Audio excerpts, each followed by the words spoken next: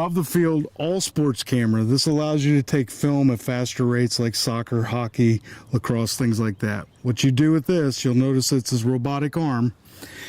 Find the cable that comes in the bag that'll come with your system with the carabiner at the top. Simply clip that on to the silver ring of your camera pan tilt head.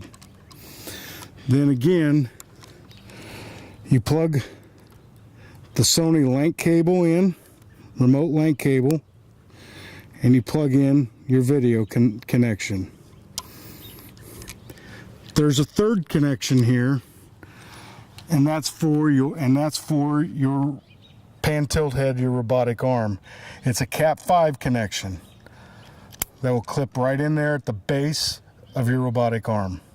And now you're ready to mount it onto your tripod that's on the ground.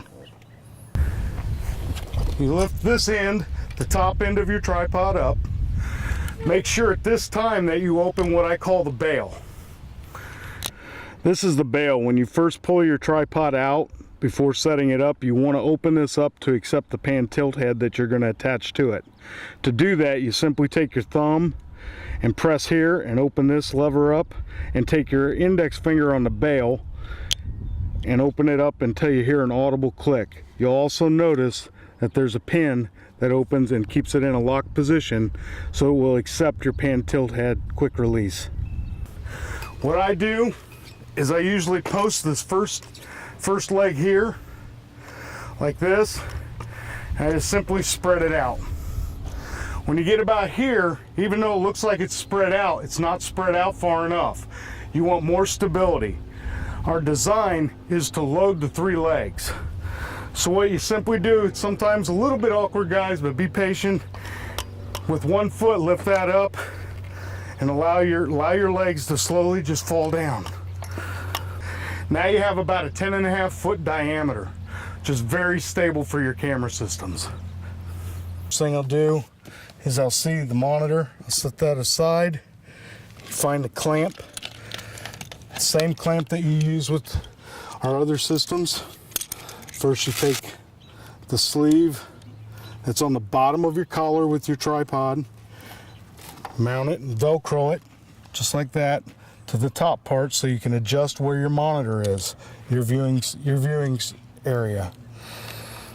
Take the clamp it all the way. You cannot over tighten it. Again, the clamp is designed not to be any smaller in diameter, and the ID is the OD of the mast. Loosen this and you're ready to accept your monitor. Take your 10-inch monitor out of the case and simply screw the swivel into the metal plate in the back of your monitor and finger tighten. You can apply wherever you, or tighten that knob, tighten the knob of the swivel here to steady your picture. Take the video cable, and what I always do, guys, is I kind of just straighten this up, because you're on the ground and you're not going to have this problem once it's in full extension, but I just kind of try to take this, and there's no other real easy way of doing it other than just to separate them. Take your video, plug into the back of your monitor like that. I usually put that cable there, and then this will just rest on the ground.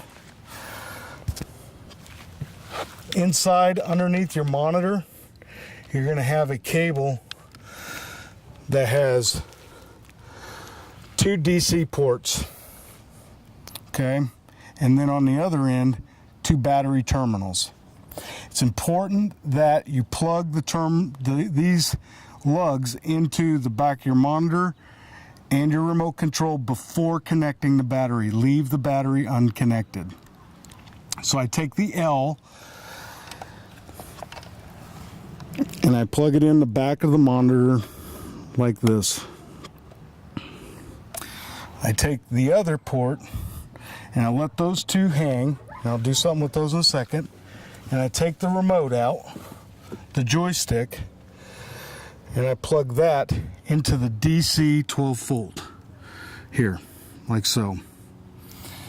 Then I take my Cat 5, you remember I had this wire, and I plug it into the motors. Do not plug it into auxiliary. You want to control the motors.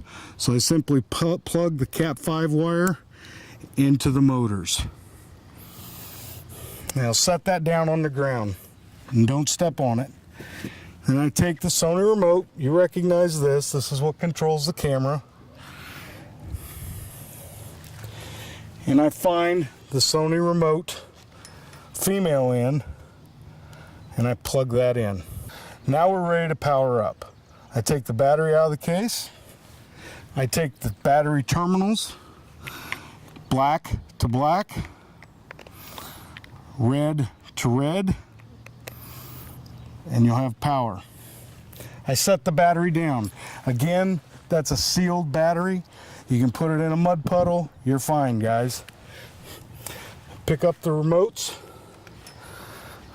And at this time, this is where I might adjust where my monitor's at so I can see it better. Have your operators do that. Right here, I turn on the joystick remote here. Again, as with the Elite HD, here's your Sony control. Simply power it up. You'll hear an audible sound. And here's your joystick control for this. You can speed it up.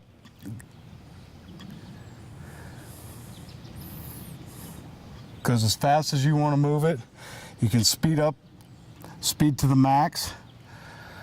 Troubleshooting on this, somebody says, okay, my remote's not working and everything's plugged in. Chances are you might have the speed. Even though it says it's at 1, it won't move. You have to move it up,